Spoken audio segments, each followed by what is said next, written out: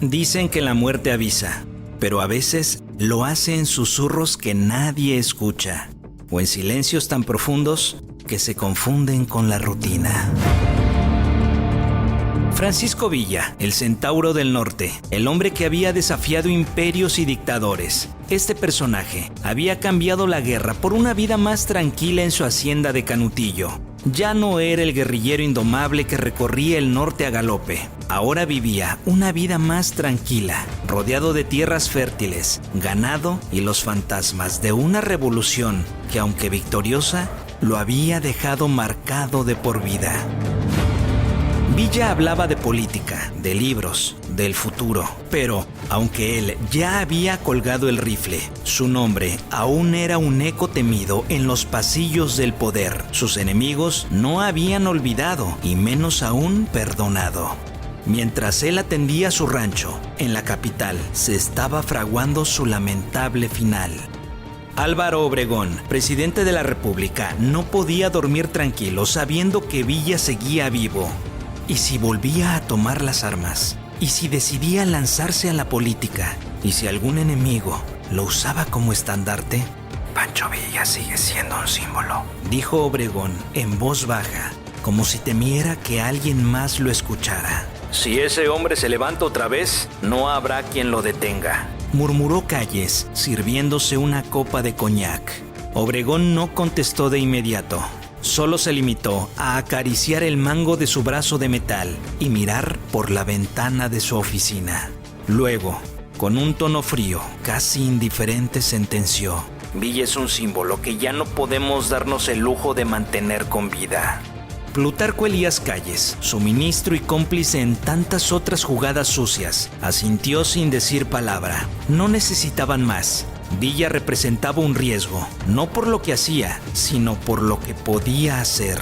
Fue entonces cuando apareció Jesús Salas Barraza, un hombre rencoroso, ambicioso y dispuesto a vender su alma por un lugar en la historia. Él sería el ejecutor, junto a Melitón Lozoya, un exsecretario de Villa que lo conocía bien y lo odiaba aún más. Así comenzó el plan del crimen, no en las sombras de la noche, sino en la frialdad estratega del mediodía. Sabían cuando Villa viajaba a Parral, con quién se reunía, qué rutas tomaba, en qué coche viajaba. Todo estaba anotado, calculado y decidido. Pancho Villa, sin saberlo, ya tenía los días contados. El 20 de julio de 1923 comenzó como cualquier otro día en Canutillo. Pancho Villa despertó temprano, como siempre. Afuera los gallos cantaban y los trabajadores ya estaban en movimiento. La hacienda funcionaba como un reloj bien engrasado, con su ganado, sus campos y su gente. Villa caminó hasta el comedor, se sirvió café y hojeó algunos papeles. Desde que había dejado las armas, se había convertido en un hombre de negocios. Hay que ir a Parral, hay que pagar nóminas y hacer otras cositas, dijo en voz alta, sin darle demasiada importancia. No era un viaje fuera de lo común. Villa solía ir al pueblo a atender asuntos de dinero, comprar provisiones o simplemente a pasear. Él tenía bien claro que aún tenía enemigos, pero creía que su tiempo de guerra había quedado atrás. Había hecho las paces con el gobierno, o eso se creía, porque ellos habían aceptado su retiro.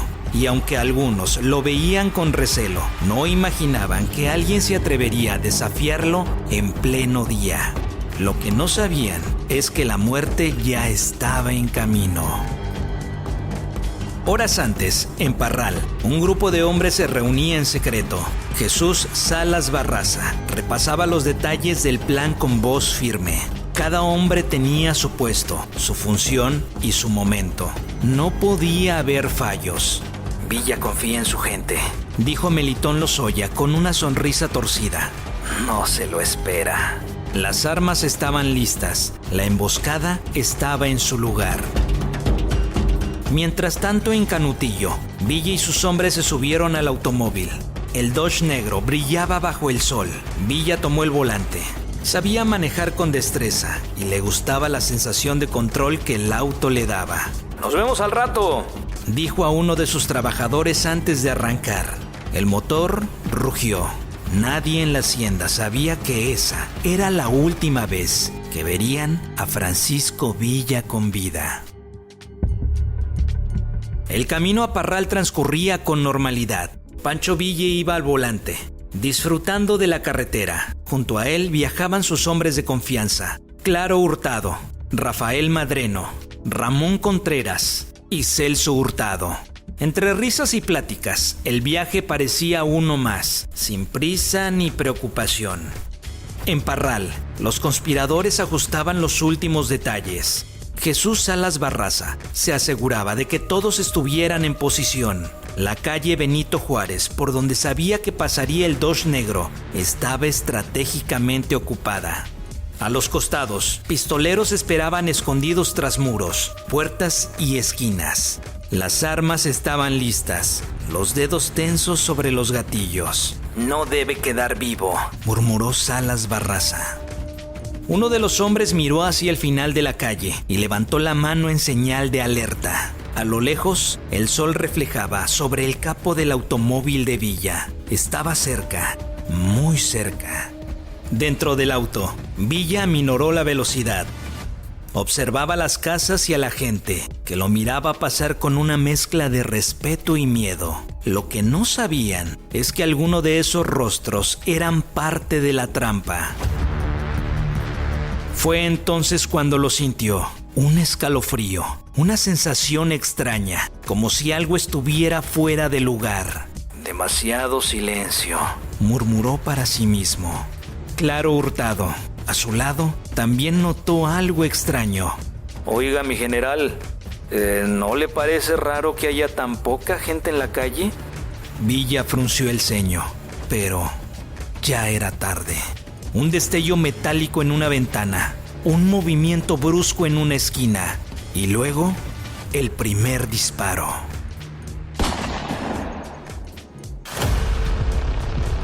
El sonido de la primera bala fue el inicio de un caos ensordecedor. Villa intentó reaccionar rápido, pero ya estaba demasiado cerca de la muerte. El disparo atravesó el parabrisas del Dodge, destrozando el cristal y rasgando el aire como un grito. La bala pasó justo por encima de su hombro, rozando su piel. ¡Emboscada!, gritó Claro Hurtado. Los disparos comenzaron a caer sobre él, cada uno más cercano que el anterior, cada uno más certero. Las balas zumbaban a su alrededor como avispones enfurecidos. Intentó girar el volante, pero las manos temblorosas y su gente no lograron sostener el coche en su dirección. El motor rugió, buscando desesperadamente un escape, pero el Dodge ya estaba alcanzado. Otro disparo perforó el metal, otro atravesó su pecho. Villa trató de mantener el control, pero la sangre se acumulaba en su garganta, impidiendo que hablara, que gritara, que pidiera auxilio. En el asiento de al lado, Rafael Madreno cayó con un disparo en el cuello. Celso Hurtado a su izquierda ya no se movía, su cuerpo desplomado sobre el asiento quedaba inerte. El automóvil se desvió bruscamente, chocando contra un árbol.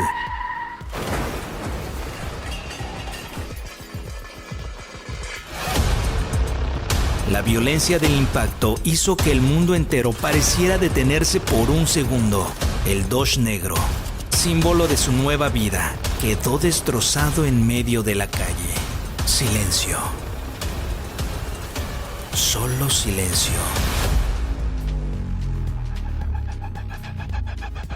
Lo que aún quedaba era el sonido de la respiración agitada de los pocos sobrevivientes, el eco de las armas y el crujir de la madera del árbol con el que se habían estrellado. Pancho Villa estaba allí, su rostro cubierto por el sudor y la sangre. Sus ojos abiertos miraban al frente. Los hombres que lo habían seguido durante años, los que lo habían considerado un líder, caían uno a uno a su lado. Sin embargo, Villa no caía como un hombre derrotado, sino como una leyenda en su último acto. Los sicarios se acercaron.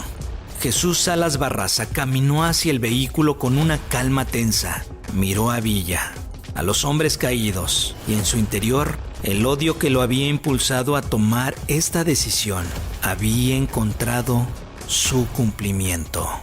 Ahora sí murió el Centauro del Norte, lo dijo con un orgullo estremecedor. Los pistoleros cercanos apuntaron y dispararon una última ráfaga al interior del Dodge, asegurándose de que no quedara rastro de vida de la figura de Villa. La muerte había sido rápida, pero su impacto había sido muy profundo.